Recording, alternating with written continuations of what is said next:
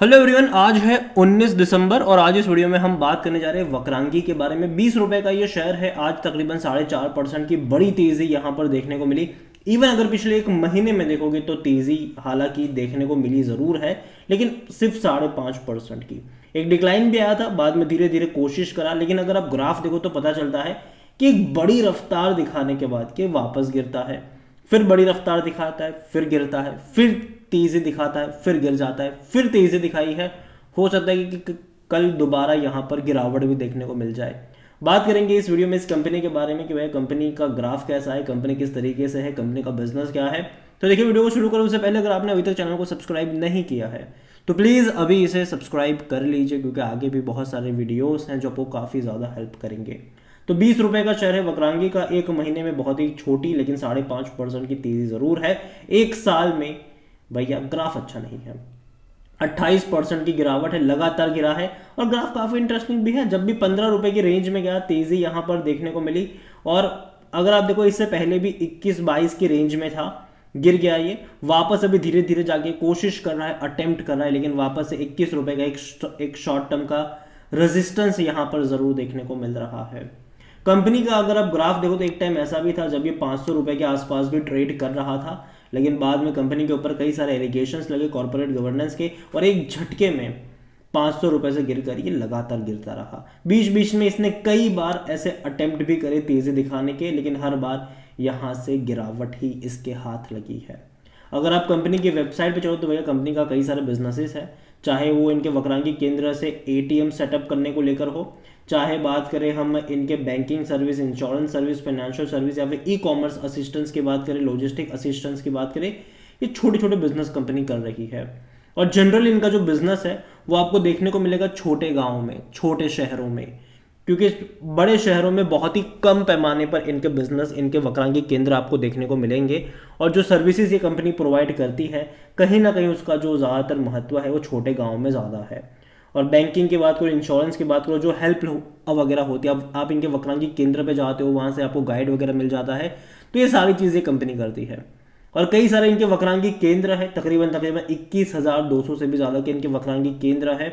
और 5,375 से भी ज़्यादा पोस्टल कोड एड्रेस में ये कवर्ड है।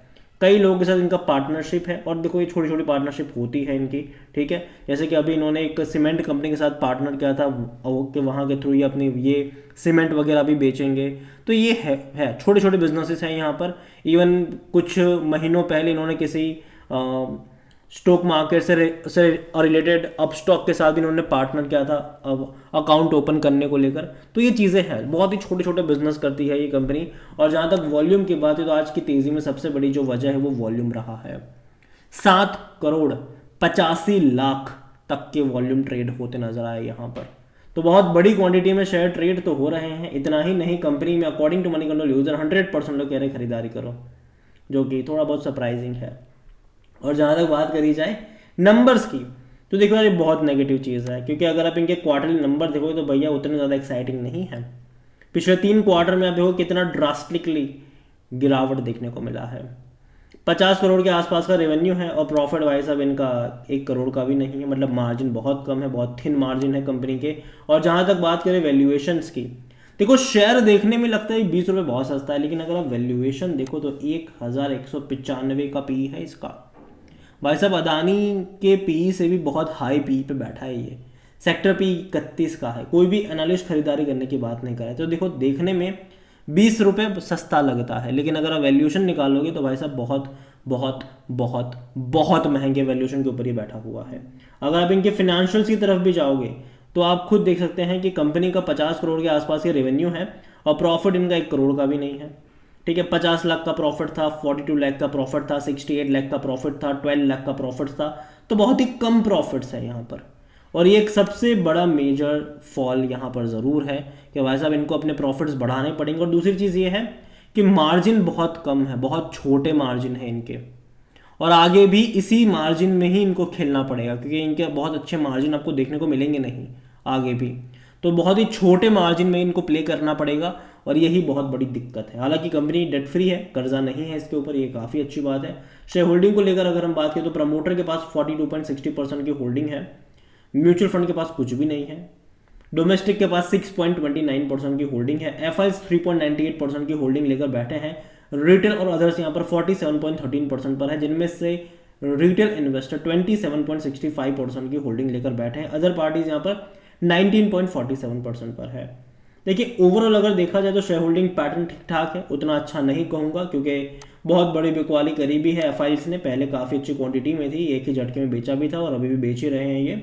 डोमेस्टिक भी अगर आप देखोगे तो धीरे धीरे वहाँ पर भी थोड़ी बहुत क्वांटिटी कम ही हो रही है और ज़्यादातर जो खरीदारी हो रही है वो रिटेल इन्वेस्टर की तरफ से ज़्यादा हो रही है यहाँ पर।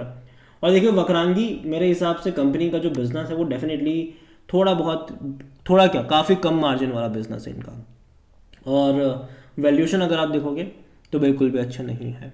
कंपनी को एटलीस्ट अपने प्रॉफिट वगैरह बढ़ाने पड़ेंगे, कंपनी को अपने रेवेन्यू वगैरह बढ़ाने पड़ेंगे, अगर वो नहीं बढ़ते हैं समय दर समय तो दिक्कत होगी इनको, और वैल्यूएशन काफ़ी महंगा रहेगा। अगर मान लीजिए कि आने वाले क्वार्टर में कंपनी ने अच्छा खासा रेवेन्यू प्रॉफिट कमाया तो देखो वैल्यूएशन इसका एडजस्ट भी हो जाएगा, जो पी रेशो वो कम भी हो जाएगा, लेकिन वो दिखना ज़रूरी है, वो नंबर्स में वो चीज़ें दिखना ज़रूरी है, और यहाँ पर वही चीज़ दिख नहीं रही है वक्रांगी में, और ये काफ़ी बड़ी नेगेटिव चीज़ है मेरे हिसाब से।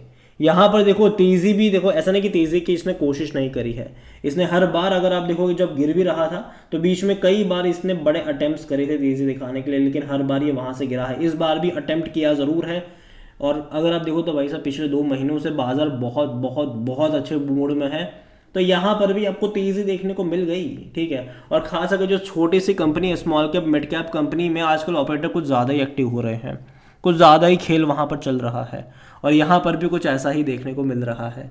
तो यहाँ पर देखो फंडामेंटल्स बहुत ज़्यादा वीक है इस कंपनी के, और यही वजह है कि मैं इससे दूरी बनाना ज़्यादा पसंद करूँगा, और इन्वेस्ट की बात तो बहुत दूर की है, क्योंकि वैल्यूएशन बहुत महंगे हैं, फंडामेंटल्स काफ़ी ज़्यादा हिले हुए हैं इसके। जब तक नंबर्स में इंप्रूवमेंट नहीं आता है तब तक के लिए यहाँ पर दूर बैठकर तमाशा देखने में ही फ़ायदा है। और जहाँ तक बात करें वक्रांगी के बिज़नेस को लेकर, बिज़नेस डेफिनेटली इनका उतना बुरा नहीं है, लेकिन मार्जिन बहुत कम है इनके। और जहाँ तक बात है कि इनका जो मेनली जो रेवेन्यू सोर्स है या फिर इनके जो वक्रांगी केंद्र वो छोटे शहर में और छोटे गाँव में आपको ज़्यादातर देखने को मिल रहे हैं, और कंपनी डेफिनेटली मेरे हिसाब से अभी भी दिक्कतों में रह सकती है। देखो अगर यहाँ से कोई तेज़ी आती है तो मैं उसको एक प्योरली स्पेकुलेटिव मूव कहूँगा, फंडामेंटल्स के लिहाज से यहाँ पर एक्चुअली में तेज़ी नहीं बननी चाहिए, ये मेरा मानना है।